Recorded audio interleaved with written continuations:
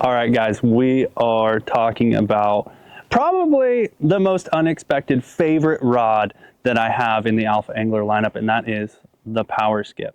I've always been the guy that's like, longer rods are better, they're always good, you know, blah, blah, blah. But this one actually really surprised me. You know, it's 6'11". I usually don't like anything under 7 foot. It was always kind of weird to me, but you put this rod in my hand and it's one of those rods that you feel comfortable with the second you pick it up. And it's a super versatile rod.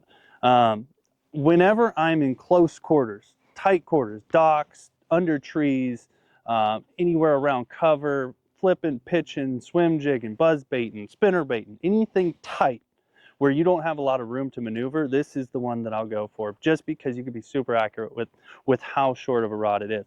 But where it differs from a lot of other short rods is it has the power to actually control fish around cover. You know, a lot of rods out there, they make the short rods and they're like, yeah, this is great around docks, but then it's too light. It can't control a fish when you're around all that cover, if you're around a dock or around a laydown, whatever it may be.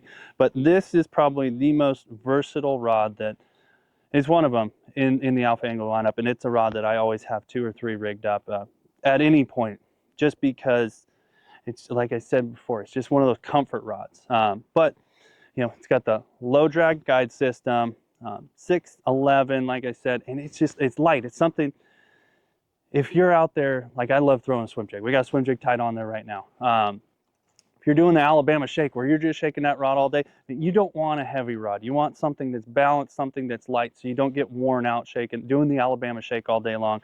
This is the one that I'm going to grab for. This is, I mean, obviously it's my #1 swim jig rod, but if you guys are looking for that rod that, you know, just a little different than everything else you got in your arsenal, but it definitely has a place, check out the Powerskip.